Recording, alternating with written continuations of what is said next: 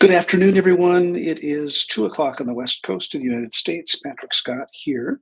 If you paid attention, I put a rather provocative photograph on the thumbnail for this video. Um, and you may notice that for those of you that have been around for a while, it's Grace Jones and Keith Haring and Eartha Kitt, if you want to know. Now, many of you are not going to know who any of these people are. Uh, the reason why I put Grace Jones there is that the theme of today's live is really we all need help sometimes. And I'm going to tell a story. And these days and at my age, I sometimes wonder, like, did this really happen to me? And you've heard my stories about Tina Turner and Diana Ross and other ones. Well, this is a story about Grace Jones. So if you don't know who Grace Jones, she is a very, very provocative figure in the 70s, 80s, 90s. I mean, she's still alive. She's 77. She's very involved with People magazine. She's an African, she's not African, she's Jamaican. She's a Jamaican American woman who is a recording artist, an actress, a model, very striking in appearance, very tall. And when I was modeling, I had an occasion to run into her. So, quick story, it was the early 80s. I don't remember exactly when, but I worked in Paris and I was modeling in Paris at least between 81 to 85. And what we had to do every year as immigrants, speaking of immigrants, is we had to go to the prefecture de police in Paris to get our working papers. Now, as models, you have an appointment. You don't have to wait in line, kind of VIPs, and we were considered to have specialized talents. And you know how the drill is for immigration is you can be sponsored by an organization in any country. This isn't unique to the United States. If you have a special talent. And so people like actresses and models and things like that. There was nothing French. Now, this is funny about Grace Jones. Very tall, very lean, very sharp, very angular features. Probably emerged in the 70s on the Paris modeling scene. Was used by Yves Saint Laurent, I think by Giorgio Armani, many designers. Well, probably not many designers, but designers anyway. And she was in movies. Really, a very famous figure for the time, almost a cult figure really known by Andy Warhol, went to Studio 54. I've told you those stories. Hung out with Mick Jagger and Bianca Jagger, on and on and on. So one day, I'm new. I'm 22, 21. I'm young. I am really green. And I am told that I need to meet at the Prefecture de Police on Ile de la Cité, which is on this island by Notre Dame, at 8 o'clock in the morning to get my working papers. And that I would not be able to, they couldn't bill for me and I couldn't work in France until I had these papers. So I got there early because I was such a good boy from Minnesota. And I'm there and it wasn't open. It was weird. It wasn't even open. I got there at like 7:30 because I was just really hyper compulsive about being early. Well, around 8 o'clock, there was somebody that came in by the door and looked in and opened the door. And apparently the 8 o'clock appointment was for special, VIP people. Well, there's a bunch of us, not many, and I didn't recognize anyone really, but there's maybe 6 or 7 of us, and we get brought in, and then they lock the door because apparently the office itself doesn't open until 10 or 11. So we go there, and there's this tall woman. Now I'm 6'3". Then I was 6'3", 6'2", 6'3". She's as tall as I am. I mean, she's tall, and she's got the glasses and this hair, and she's looking like she may have not gone to bed yet and is not really so happy. So we end up sitting on this. This is funny. Sorry, this is the world. You think modeling is so glamorous? 8 o'clock in the morning, prefecture to police on a wooden bench across from this glass. You know how they have like the reception people behind the bulletproof glass, and so we're sitting there on this wooden bench across from this glass cubicle with the microphone, like you would have in the subway. And I'm sitting next to this lady. And this lady, I don't know who she is. I don't recognize her. Not that I would. I was 22 years old, 21 years old. And all of a sudden, she's starting to make conversation, and I'm trying to place her accent. I can't place her accent. She's speaking to me in English. We're speaking in English. And she sounds Jamaican or West Indian, but it's got this distinctively New York twang to it. And I was thinking, God, is she from like the South, or is she from New York, or is she from, And so we're there, And I don't actually remember how long it was, but it was long enough for her to start getting agitated. And she's starting to kind of grumble under the breath. I said, what's, kind of what's going on? She says, oh, you from the XYZ agency? I'm not going to use the name. And I said, yeah. She says, oh, you're with that agency? Are you doing the collections? I said, yeah. She goes, so am I. She says, I've been doing this for years. She said, and this pisses me off. You know why they're late? Because the guy from the agency is late and he's always late. And she's using expletives. I'm going to keep this rated G, but she's saying the F in this and the F in that. And she's really getting lit up about the fact that because what was supposed to happen was at 8 o'clock, we're supposed to be ushered in. Our agency representative is supposed to be there with all the papers and probably the bribe. Sorry, to get us our working papers, chump, chump, chump, chump, rubber stamp, so that we can go and we can do our modeling, in France legally and not have to be illegal, migrants, whatever. And she's starting to escalate. So all of a sudden, a lady, an older matronly, had to be in her 50s, French lady, goes and sits in the booth. Now, by now it's about 8:30, and my friend, the Jamaican American lady, is lit up, pissed, and she says she starts grumbling, and her head starts going, and her thumb starts doing the snap thing. And if he thinks I'm getting out of bed, I don't get out of bed for less than $10,000 a day. And she's starting to go off. She's not really talking to me, but she's sort of talking around all of us about how pissed she is. She goes to the window. Now, bear in mind, the guy from the agency still isn't here. It's like 8:30, 8:45. We've been waiting for 45 minutes. Now, I didn't care. I didn't have anything else to do. It was no big deal to me. And she's getting really upset. So she goes to the window. And I speak French, and I have learned to speak French. And in perfect conjugated Jamaican French with a New York twang, she starts yelling at the lady behind the glass, who I'm sure was really glad that she was behind the glass. And I couldn't pick up what she was saying exactly. My French wasn't that good at that time, but basically, you call that son of a bitch, and you tell him that we're down here, and she pointed to us, 7 of us, on the bench. We've been waiting for 45 minutes, and how outrageous this is, and what a disrespect, and on and on and on. She's going on, and her head's going, and her finger snapping, and she's pissed. Grace Jones. Grace Jones. Now, what I didn't know then, I didn't know her. And the pictures of her, you can see how severe. And that was a picture probably from the 80s with Keith Haring, who was an artist, and Eartha Kitt, who was an actress, singer. Grace Jones came and sat down, and she looked at me, and she I was cute and I was young, and she says, she was so sweet, really. I know that she sounds like a royal bitch, but she was so funny and so sweet. She sat down, she says, that's how it's done. Because of course, within seconds, the guy from the agency showed up, and we were able to get our papers done and all that kind of stuff.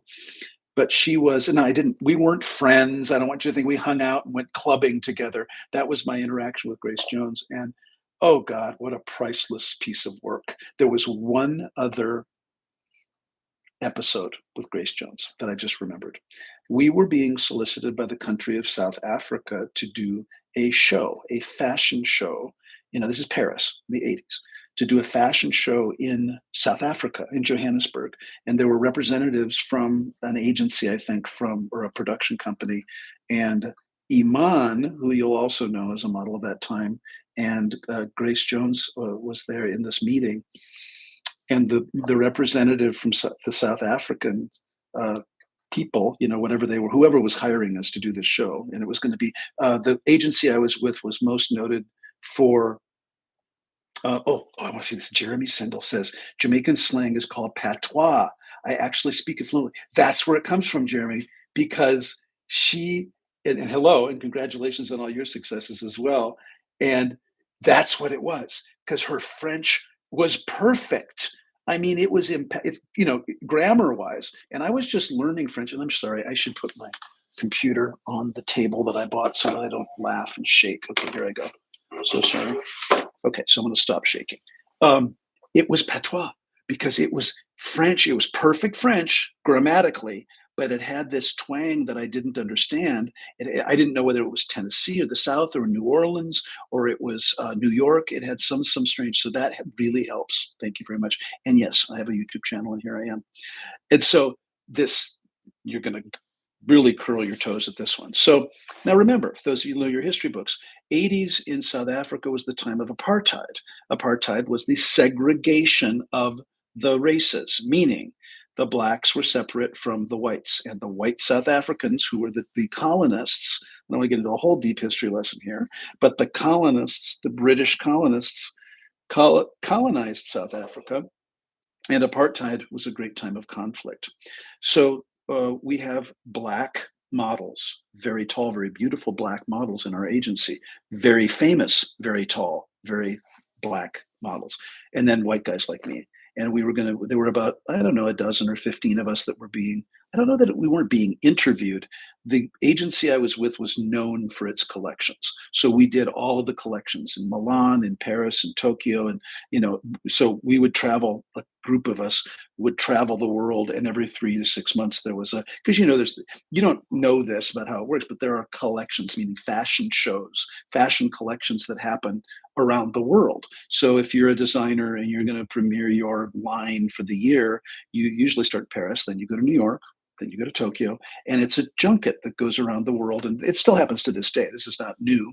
And our agency that I was with was known for doing fashion shows, that we supplied models for fashion shows. Anyway, well, the guy from South Africa, one of the women said, I'm really afraid, because the news out of South Africa at that time was lots of violence. I mean, violence, riots, and lots of violence up against apartheid, lots of protests and things like that. This is relevant given what's going on in the world today. We'll talk about cycles and rhythms in the moment, that things just cycle back. And so one of the female, black models says, I'm really concerned about security and safety. If you haven't noticed, we're black. Many of us are black. How are you going to protect us?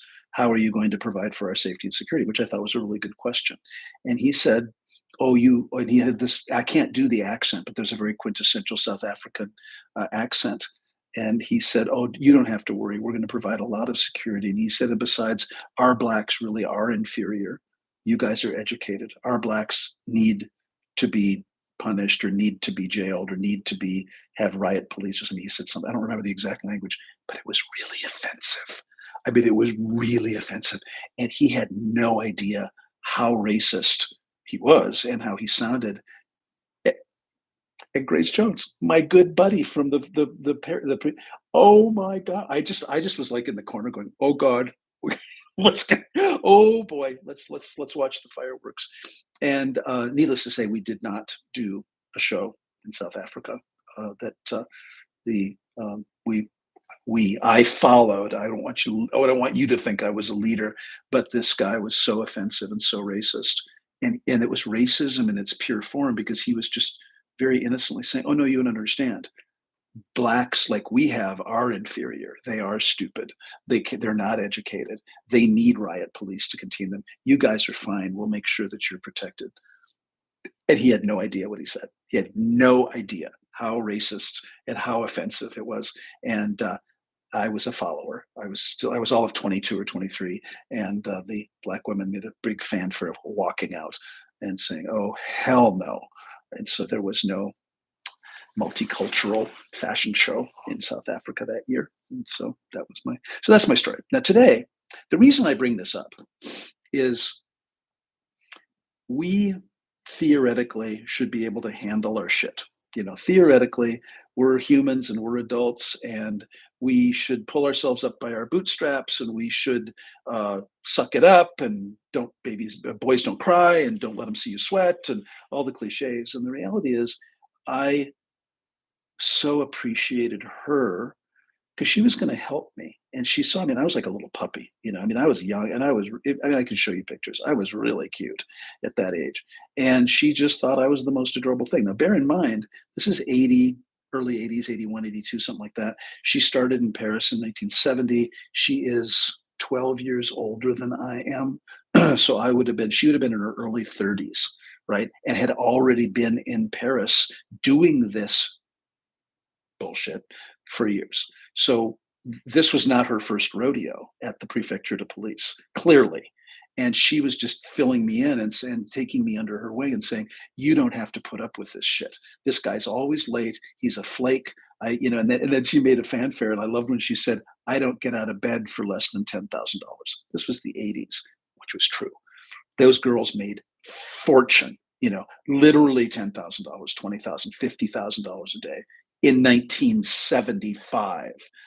So, and she was already a recording artist. She was Andy Warhol's muse. She was a big deal. And what I appreciated about her was it was like she didn't care for herself so much, but she was looking at the other models, the rest of us that were there, and she was just so offended and so embarrassed for the agency that the agency would make such a poor showing and that they would make us wait. And it was so cute.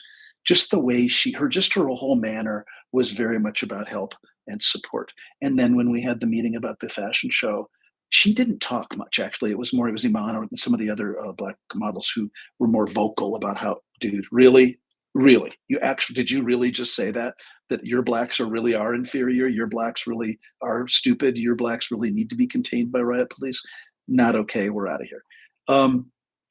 And I have had the great fortune in my life to have great teachers, to have great mentors, to have great therapists, to have great coaches, to have great training.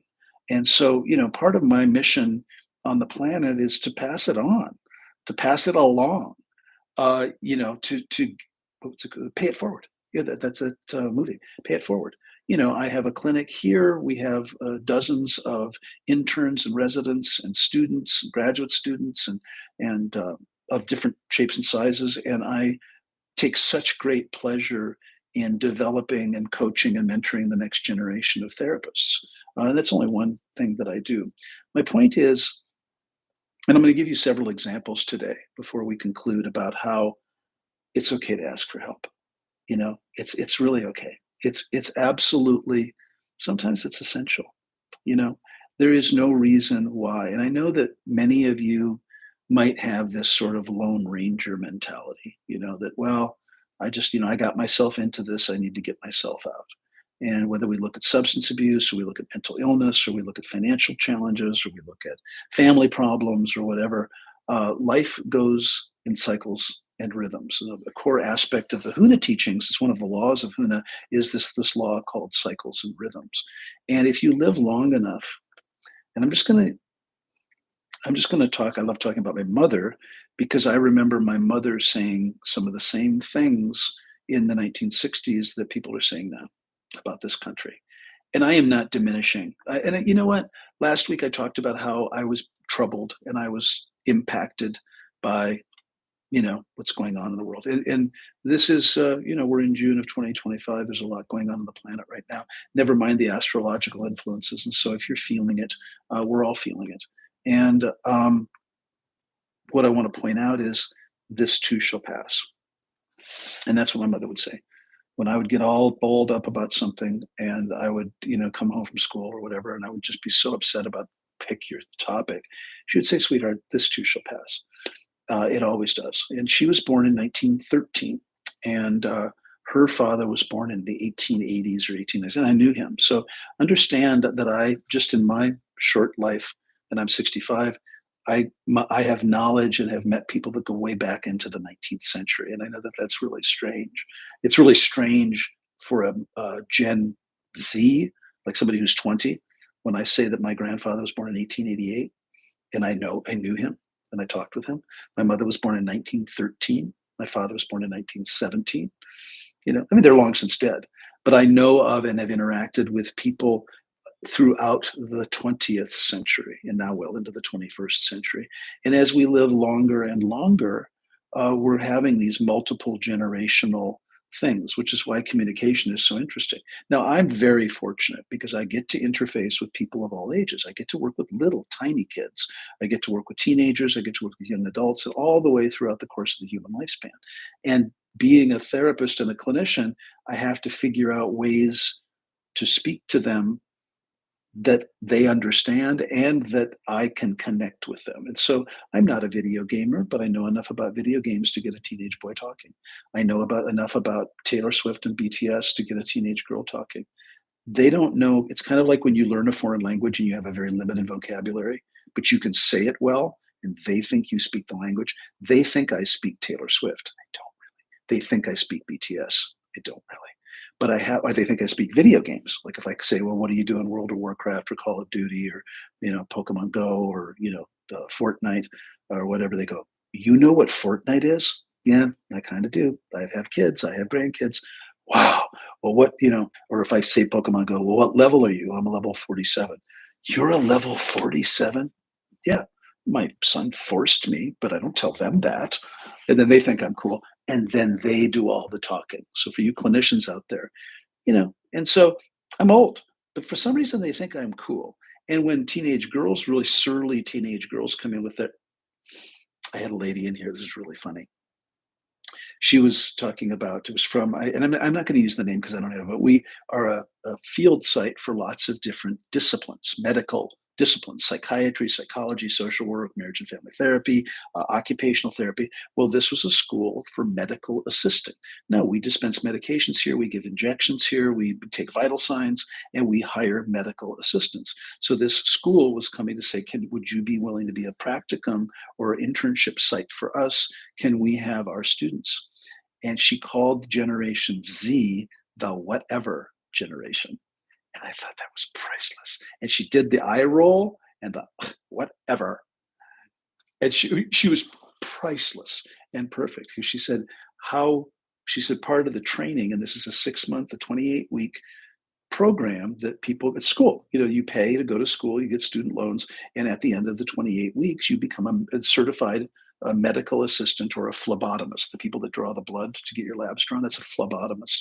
And a medical assistant is somebody who works in the doctor's office, who will take your vitals, weigh you, take your blood pressure, and give injections and things like that. 6 months, you can be a medical assistant. And it's not a high paying job, but it's a great entree into the medical field. And when she said, and she's dealing with the whatever generation. Now, just to translate that with you, if you've worked with teenage girls, know that teenage girls exist, have ever met a teenage girl, and they roll their eyes and go, whatever. It's perfect. Meaning, I don't care. I don't care about you. I don't care about your rules. I don't care. I want what I want, and I want it now. And what we're seeing in the workplace is a higher order of entitlement about what they expect from the workplace. And they don't want to, in healthcare, they come in, they don't want to work holidays, and they don't want to work weekends, and they don't want to be on call, and they don't want to do this, and they don't want to do that. They want $1 million a year, by the way, to do that. And they want it with no training whatsoever. And I'm exaggerating only slightly. The whatever generation. So my mom in the 60s. So you can say, and if you watch the news, this country's going to hell. The world is imploding. What's that fill in the blank of the politician doing with fill in the blank of the state, the county, the government, the country, the nation, whatever it is? Everything's going to hell. My mother used to say, honey, this country's going to hell in a handbasket. Honey, that new generation, they are stupid. All they want to do is smoke weed and get drunk and party, and they're hippies. What's that president doing in Vietnam? And I'm thinking today, sorry, I'm getting a little drip here. Fill in the blank. It's the same conversation about the next generation. So we have the whatever generation. The 60s had the hippies. Now, the hippies are all the CEOs of companies now, by the way. My brother was a hippie. Hippie, for those of you that don't know, and I have to say it, meaning hip meaning cool.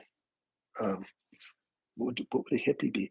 So they were alternative kids in the 60s, and they smoked weed, they smoked pot, they smoked dope, as they called it, did drugs, drank alcohol, smoked, had long hair. When the Beatles first came to America, oh my God, they had such long hair. It was like down here and all that kind of stuff.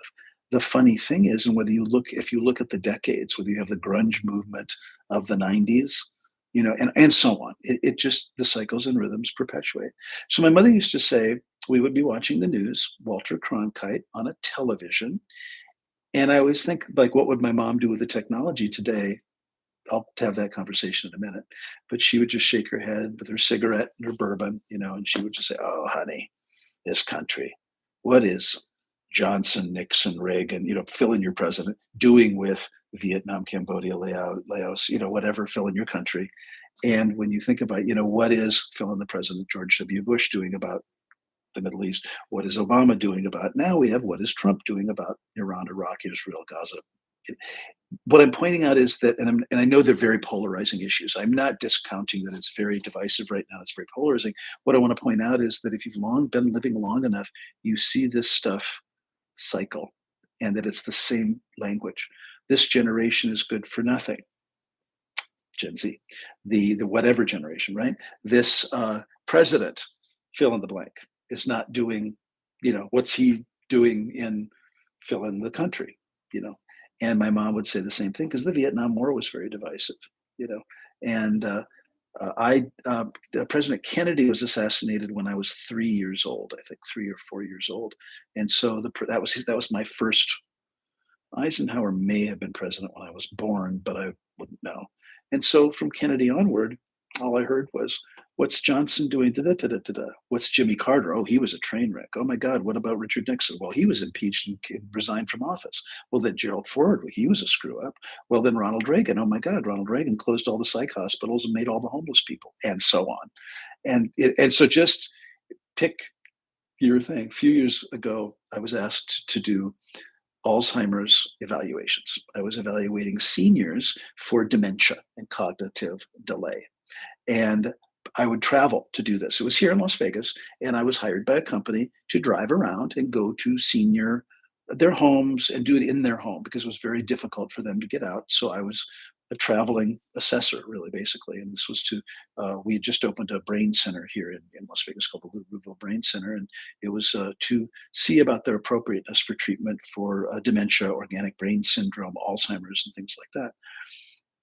And quite often, so when a clinician, like a psychiatrist or a psychologist or a therapist, does a mental status exam, one of the questions is, do you know, or a doctor in the ER or whatever, and orientation, to measure orientation, is, are you with it? Do you know who you are? Do you know where you are? Do you know, the whole, how many fingers am I holding up kind of thing? And paramedics and nurses and doctors are trained to do a brief mental status exam. And a mental status exam is basically, do you know your name? Yeah, I'm Patrick. Do you know where you are? Yes, I'm in Las Vegas. I'm at the Heads Up Guidance Center. Okay, great. Do you know what date it is? Well, I could look. It's the 27th of June, 2025. Well, what time is it? It's 2:28 in the afternoon. Do you know who the President of the United States is? Well, yes, it's Donald Trump. Now, many times in the hundreds of these assessments I would do, many times the patient would be able to hit many of the bases. And when I said, "Who is the current president of the United States?" the response was, "That idiot." Just going to let that hang in the air. Now, it was a clue that they didn't actually know, but that whoever was in their mind of whoever president it was that idiot. And I can tell you with great fanfare and great confidence, every single president throughout, well, I can't speak to recorded history. Maybe everybody loved George Washington. Maybe everybody loved President Lincoln. I don't know. But in my lifetime, every president has been referred to as that idiot. Now, when I'm doing these assessments, the family would be around and they're like, "Oh, he doesn't know. He doesn't remember. He wouldn't know who the president is because he really doesn't know what day it is. He really doesn't. He doesn't remember." And then that would be a sign of cognitive delay and decline.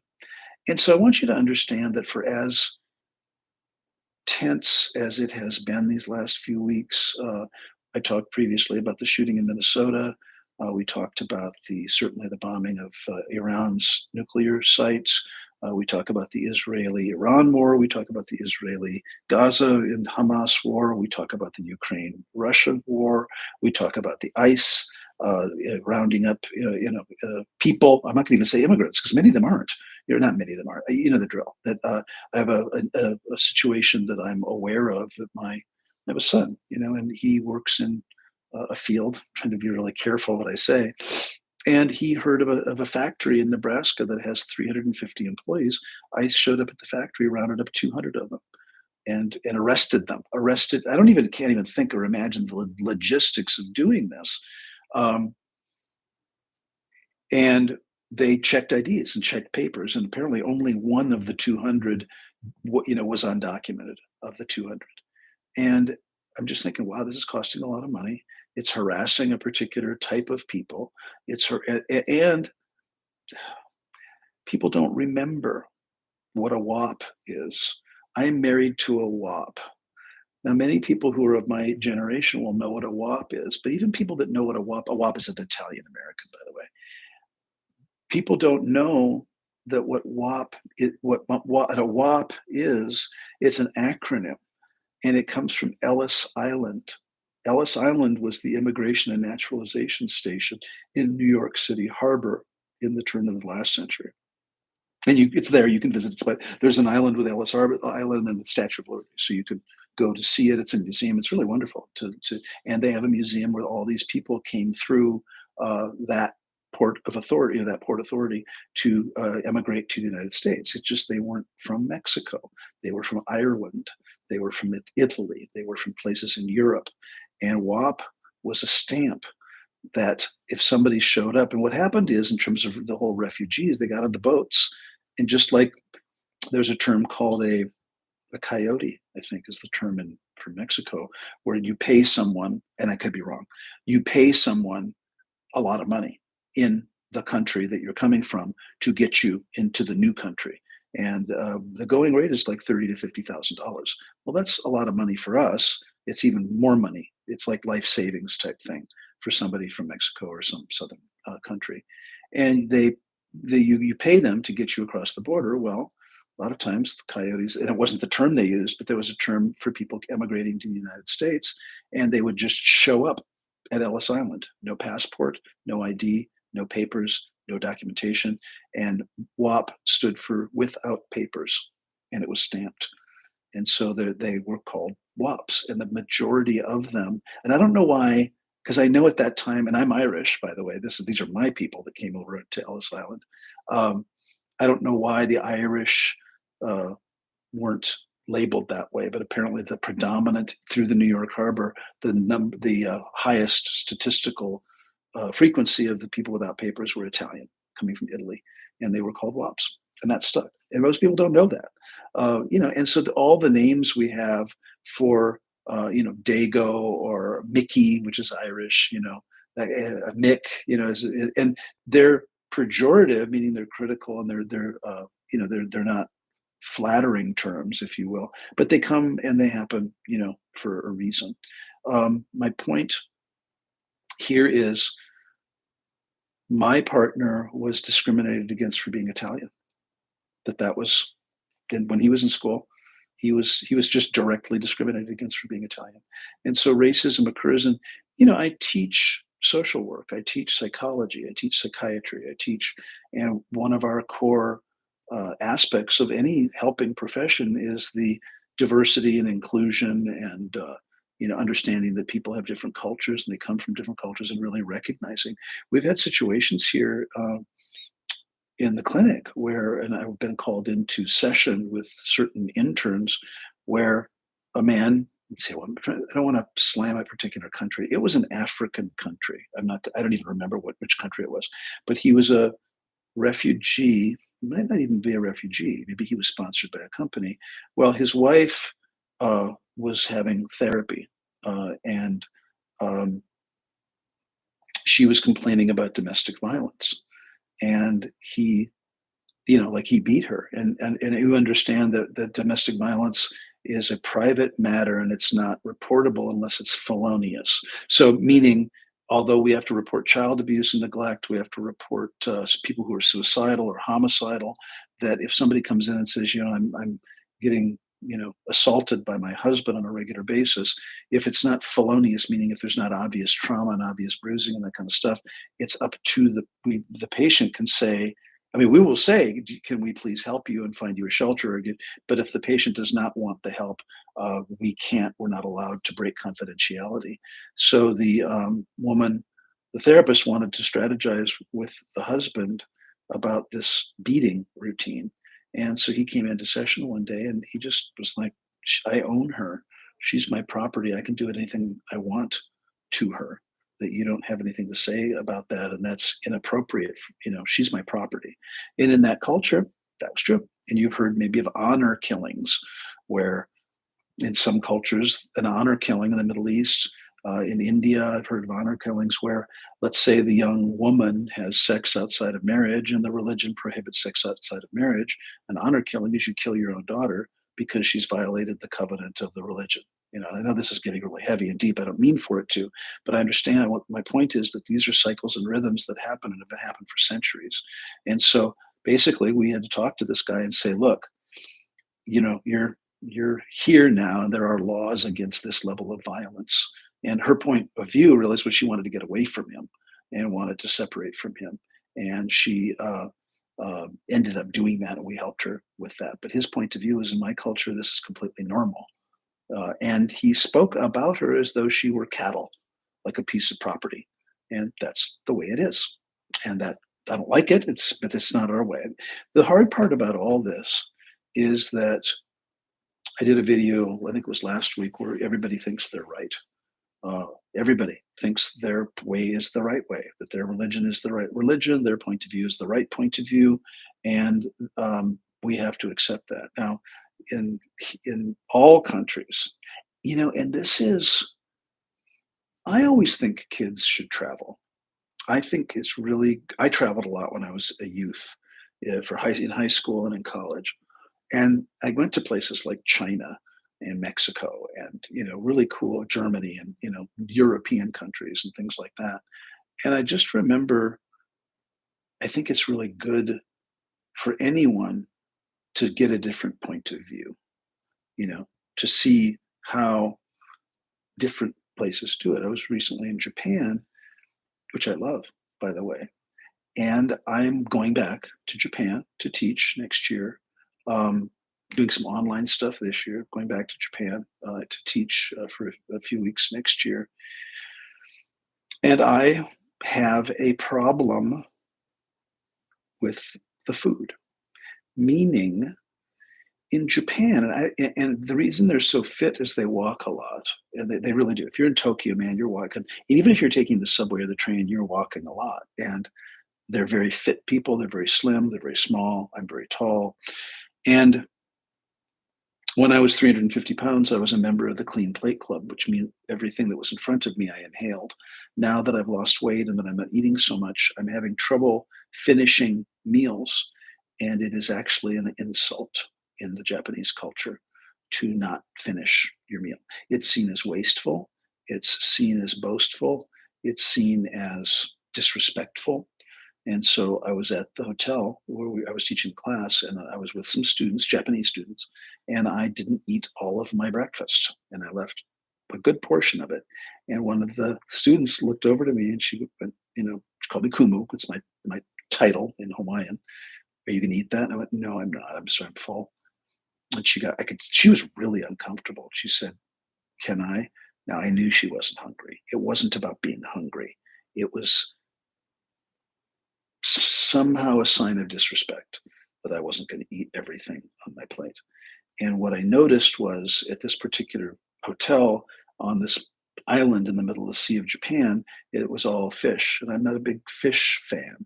And so it was 5 times of fish, 3 times a day. And it wasn't, sorry, wasn't having it. And by day 3, magically, 2 scrambled eggs appeared for breakfast. Because, and don't get me wrong, this wasn't a fancy hotel. It was a kind of a rural type inn, and they provided breakfast, but it was kind of, they just would give you a plate of what they made for the day, and it was just totally fine. But it was stuff like herring and fish of this and fish of that, and fried fish and boiled fish and broiled fish and cooked fish and sautéed fish and fish balls and fish snacks and fish eyelids. I don't know, and I just wasn't having it. And it was awkward. And so I'm thinking about what I can do to not be or be perceived as disrespectful. And how they see us Americans is, we're just kind of wasteful. You don't waste food. It's disrespectful. You eat everything because, and my mother used to say, pick your country. For a while, it was feed the kids in China. For a while, it was feed the kids in Africa. For a while, it was feed the kids in India. But if we didn't clean our plates, we were guilted into all the starving children all over the world. And I would just say, can we send it to them? Because I don't like Brussels sprouts and I'm not eating Brussels sprouts. Can you just send the kids in India, China, Pakistan, wherever the Brussels sprouts? Because I don't want them and I'm not going to eat them. Um, and so back to this idea of getting help, I'd like you to consider now, who are your strongest support mechanisms? We, as part of the assessment process in mental health, is we look for what's called psychosocial support. I look for isolation. People who are isolated, who have no, and I used to work in the ER where it would become time to discharge the patient and there was no one. An elderly person has no one. You look at their emergency contact and there's no one. You look at this elderly infirm person going back to their own house or their own, so part of the social worker's job was to assess the safety of discharging them. And I just remember how sad that was. People that just had no one, and either they had driven everyone away or everyone had died or they had chosen to, be very introverted and that kind of thing. And so I'd like you to consider now, before we conclude today, who are the strongest support networks in your life? Um, and for some of you, it may be parents. For some of you, it may be siblings. It may be colleagues. You may get support from colleagues at work. You maybe get support from a pet.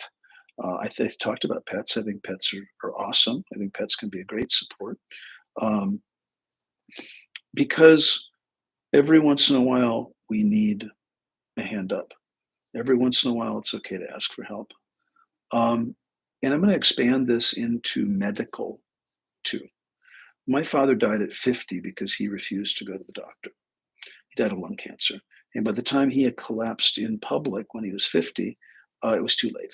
He was already way, way, way past any sort of treatment. Now, I don't know back then if he could have been saved if he had gone to the doctor, but he was so fiercely independent and fiercely that and I wasn't there, but my sister said that when he collapsed, and maybe I was there, I don't remember, I was young, um, that he knew he was never coming home, and he never did. He just literally lived until they were out shopping one day. He dropped. They called the ambulance, and he was loaded up onto a stretcher and taken to the hospital. And my sister said that the look he gave her was like he knew he was never coming home, and he never was. He never did. Never came home. And so, our healthcare technology now is so good that we are extending the lifespan of humans by virtue of it. I am testament to that. Um, and I'm not going to get into a lecture about, what you should do, but man, if you have insurance, if you don't have insurance, it's expensive, but you can at least take care of yourself. If you do have, and if you don't have insurance, consider getting it. If you have to pay out of pocket, if you're a business owner, it's expensive. I'm not going to lie to you. It's a luxury thing. We don't have a national health system. Um, but as I've gotten older, I realized that my life has been saved so many times over because of preventative, a chest x-ray or a vaccination, and I'm not opening that can of worms, vaccinations do good things. And I know that's a spicy topic. A colonoscopy, can check for polyps in your colon. Not glamorous, but it'll save your life from colon cancer. Mammogram for women over 40. All women over 40 should get a mammogram. Sorry, it's not pleasant, but breast cancer is the leading cause of death, and we can prevent it. It is preventable if caught early. I got bladder cancer and prostate cancer that was not caught early, and I was growing these tumors for 5 years because I had really poor health care. And I'm not, that story. Thankfully now I'm pretty vigilant about getting checkups and now that I'm pretty vigilant, it's yearly. I'm 65. I get a checkup once a year, and I don't really have any diagnoses left. And so that kind of help is okay.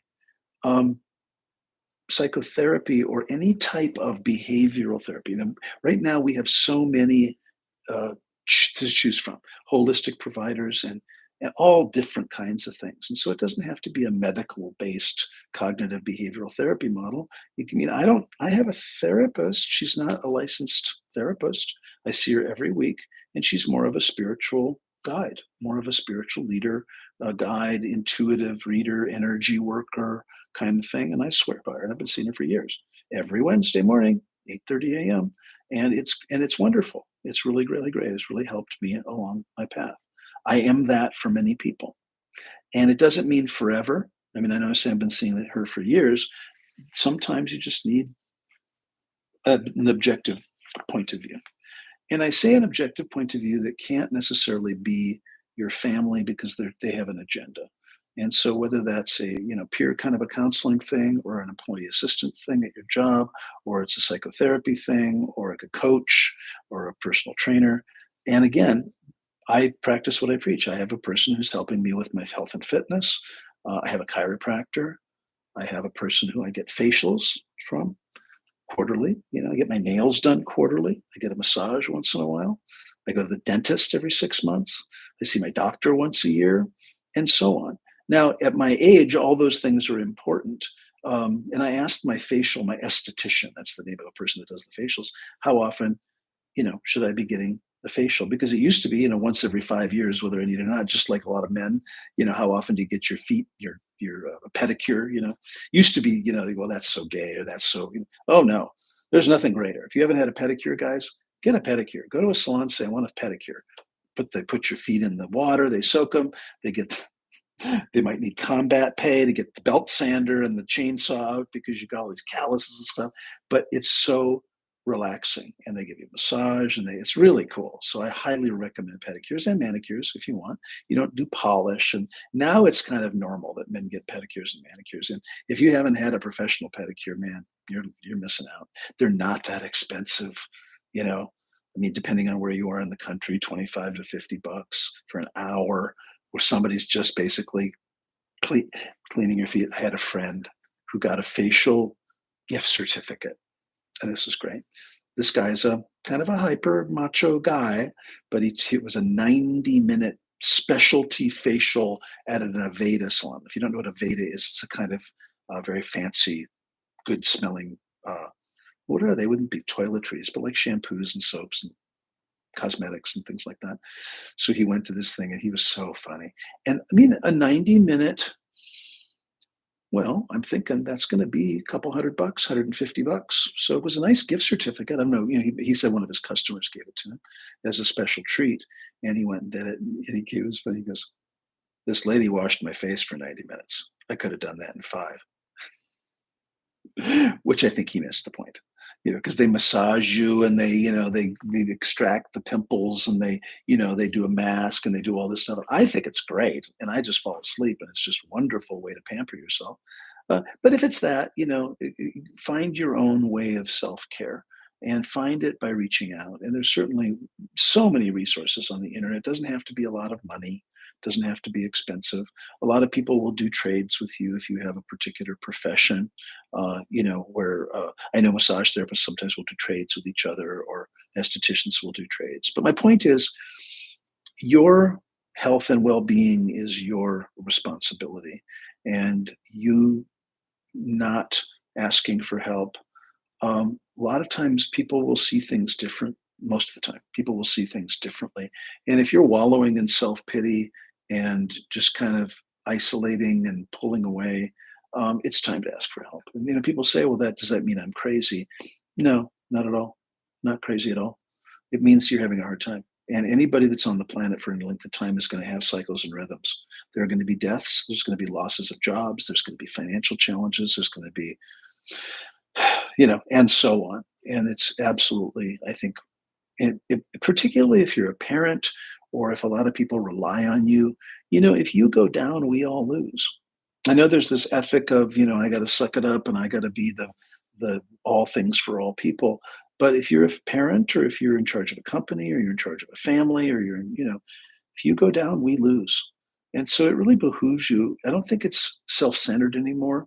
It might be centered on self and it might be self-preservation. Uh, but I think it's important to at least put yourself on the list so that in the list of needs, you're not, and I know many of you are very committed to helping others and very committed to servicing others, and you have lives of service. And we call it bodhisattvas of the earth, which is a Buddhist term really for those that have come here to be of service in a spiritual way. So I think we'll leave it there. My challenge to you is take a look and assess, first of all, what cycles and rhythms you're noticing, because it can be really easy not to see the forest through the trees. So rise above it and just notice that the wars and the presidents and the economics and the stuff just go like this, and this too shall pass. And then number two, take a look at your self care. Are you asking for help? Is it time? Is it time to get an objective third party? Now, that could be just talking to a friend over coffee. It doesn't have to be formal therapy, but just to say, can I pick your brain? Can I run something by you? I'm really struggling with something. It deepens relationship because it expresses a certain vulnerability that a lot of times humans don't, and it really will help not only them feel needed and trusted by you, but for you, you might get a different point of view. Now, for those of you that are supporting others, the only last thing I'll leave you with is be careful about advice giving. Um, People don't necessarily want our well-intentioned advice, even though they ask for it. Do your best to help your person come up with their own solutions without telling them what to do. And I know that's hard because they will say, "Look, I'm really stuck here. I just need you to tell you tell. I just need you to tell me what to do." You may notice when you do that, they go, "Oh no, I'm never going to do that, and I'm never going to do that." So, kind of save yourself some energy. And what do you think you should do? You know, like that. Anyway, so have a wonderful day. Have a wonderful weekend. Now, next week is 4th of July. We will not be having a live. And so take care. Have a wonderful holiday. And we will see you very soon.